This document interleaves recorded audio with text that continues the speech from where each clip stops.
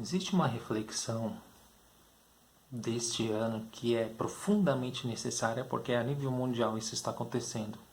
Que é o quê? A ideia do negacionismo. Aquele filme clichêzão, Não Olhe Para Cima, em certo sentido tratou daquilo lá. Por que clichêzão? Porque ele mostra um cientista como se fosse alguém totalmente à parte do mundo, alienado, uma mulher histérica que grita, aí você vê uma posição em certo sentido machista, e os Estados Unidos como os salvadores da pátria. É um filme totalmente clichê, mas que, vamos dizer, a reflexão é necessária porque existe muita pessoa que precisa desenvolver uma reflexão, ainda que seja mínima, ao debate. A reflexão importantíssima a ser colocada é o negacionismo. Ora, como podemos definir o negacionismo de maneira clara? Como a própria palavra diz, é você negar evidências diante de acontecimentos do mundo. Por exemplo, você negar que ou relativizar o acontecimento do nazismo, você distorcer a realidade e dizer que é um fenômeno da esquerda e não da direita, ou, por exemplo, na própria esquerda existe aí um negacionismo em relação ao stalinismo. Muitos tentam fazer uma certa contextualização para justificar a barbárie que existiu ali. Eu vou dar um exemplo desse caso do stalinismo porque mostra ali um certo dogmatismo da esquerda em relação ao Stalin. Se você quer saber o que foi stalinismo de fato, vai pesquisar os gulags, os eslavofilósofos, Dostoiévski, Freud, Mikhail Bakhtin, o que esse homem sofreu durante o stalinismo, mesmo tendo escrito obras ali do período marxista, como por exemplo Marxismo e Filosofia da Linguagem e Freudismo, um esboço crítico, e o seu amigo Nikolai Medvedev, que escreveu Discurso da Vida e Discurso sobre a Arte, ou Voloshinov, que foram assassinados ali nesse período. Porque Mikhail Bakhtin não foi assassinado, ele foi, o seu amigo do círculo, Medvedev, foi. Agora, o Mikhail Bakhtin foi condenado a 5 anos de trabalhos forçados no Cazaquistão, porque ele era cristão. E veja, você ser cristão naquela época, eu falo ali no início dos anos 20 para 30, 40, você era considerado um radical. Até porque houve uma perseguição sistemática do stalinismo em relação à igreja e todos aqueles que pensavam diferente. Já no leninismo já começou ali uma certa censura à imprensa, um certo controle estatal. É doído para os stalinistas ouvir que ali não tem nada de socialismo, não tem nada de comunismo, porque se você vai lá no Capital, o que é o comunismo? Marx ele não vai descrever o ideal de uma sociedade comunista, mas a gente sabe que o comunismo ele pressupõe a destruição do Estado. E o que nós temos ali é justamente o seu contrário, é um fortalecimento do Estado, o que pressupõe que não é uma sociedade comunista e muito menos socialista, porque a democracia era extremamente restrita. Veja o exemplo do Mikhail Bakhtin e o círculo do Bakhtin e seus amigos, e toda a censura que houve. Isso sem eu falar do exemplo clássico da perseguição e assassinato a Trotsky.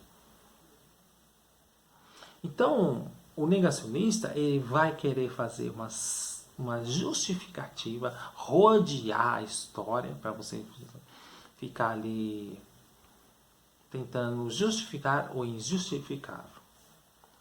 Nos tempos atuais, nós temos essa galera que vai justificar a ideia da não vacina como um delírio do mundo, é uma tentativa de,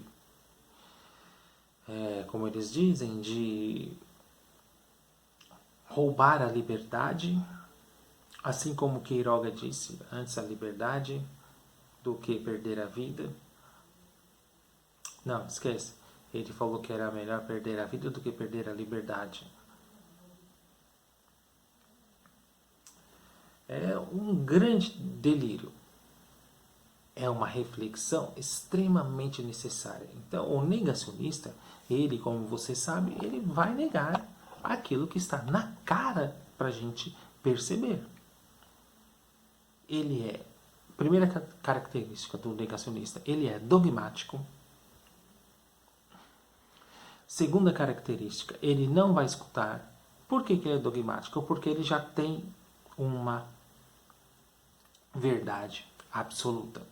Além de ser uma verdade absoluta, ele já é fundamentalista, porque ele tem um fundamento para todas as respostas que você der. Então, se você falar que a vacina é importante diante do contexto do Covid, ele vai dizer que não, que isso não adianta, porque tem pessoas que tomam a vacina e morrem. Então, ele vai fazer várias justificativas para comprovar o ponto de vista dele e dizer que você está equivocado, para dizer minimamente. O segundo é a ideia de fundamentalista, porque ele vai tentar fundamentar de alguma forma qualquer resposta que você der em relação a esse caso. Terceiro, ele não escuta, ou seja, por mais que você fale, que você demonstre, você dê razões, que o exercício filosófico não é esse, é o jogo de dar razões, verificar, fazer o voo da Minerva e ver e tentar colocar a ordem nessa bagunça toda, por mais que você faça esse voo e tente dar ordenamento ao caos, às razões, pegar as razões mais que podem explicar o contexto, você utilizar uma narrativa mais marxista, ou pegar um Byung-Chul Han, ou pegar os superaístas italianos, ou pegar aqui os grandes pensadores brasileiros, ou enfim, verificar qual que é a narrativa que vai servir para você mostrar, explicar e dar outras razões para essa pessoa. Ela não vai te escutar, porque ela já tem por trás de si aquele fundamento e aquele certo dogmatismo. Ou seja, ele já tem fincado o que é certo e o que é errado. Então, por mais que você vai dizer, por mais que você vai argumentar, por mais que você coloque outras razões, ele não vai te ouvir. Nesse filme aí, que está todo mundo falando, não olhe para cima, você vê de maneira clara o que é o empresário que faz de tudo para ter dinheiro. Ele relativiza um problema para atingir e alcançar o seu objetivo. E você sabe qual que é? É pegar o capital em movimento, custe o que custar.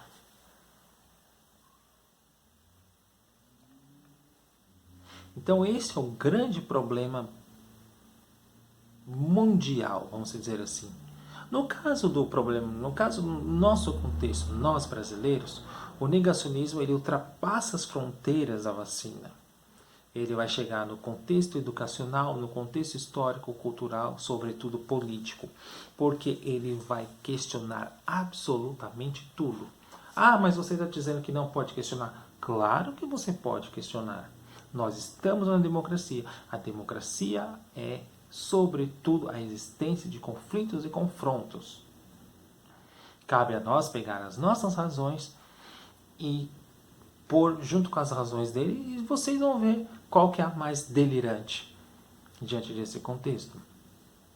Peguem os terraplanistas e aí vocês veem como eles são grandes delirantes em relação a teorias da conspiração. Então, dentro de uma sociedade democrática, o conflito ele tem que existir, até porque se você não quer conflito e quer consenso, você quer uma ditadura. Mas nem isso aconteceu, esse consenso, em 1964. Por mais que houvessem várias tentativas, AI-5, censura, perseguição, não havia esse silêncio sepulcral de aceitação passiva. No vídeo anterior eu tinha falado sobre o conservador. O conservador é aquele que vai fazer de tudo para não alterar em nada a ordem das coisas, porque ele quer manter, sobretudo, os seus privilégios. Então, o negacionista, ele vai tentar deixar as coisas como estão, e esse problema que está existindo, que está devastando a população, ele vai dizer, ele vai relativizar e ele vai dar outras ordens e razões. Mas estas ordens e razões não vão ser fortes evidências para demonstrar que o ponto de vista dele está correto. Para ele está, mas para nós, a maioria que pensa de uma maneira mais criteriosa, a gente vai ver que não, que ali não faz sentido a argumentação. Mas pouco importa para o negacionista, porque o que importa é a razão dele, por mais absurda que seja. Aliás, a razão dele é absurda por si só, no sentido camisoano do termo, porque ele não importa com a lógica argumentativa, com a demonstração histórica. O que importa para ele é o ponto de vista único e exclusivamente dele e do seu grupo, por mais delirante que seja. Então, eu destaco aqui para esse ano fatídico de 2021, um grande problema nosso que é o negacionismo. Outro exemplo para finalizar, dizer que não houve ditadura militar. Esse é um grande exemplo do negacionista. Relativizar o problema da escravidão. Relativizar vários outros problemas históricos. Então esse é o negacionista clássico que está tomando corpo e tem muita gente por aí acreditando ao ouvir Pondé. Então, esse é o grande problema brasileiro hoje. Ficou redundante, né? Esse é o grande problema brasileiro, o negacionismo. Porque você nega algo que está aos olhos de todos. E você vai ser o diferentão. É isso, tá? Até mais.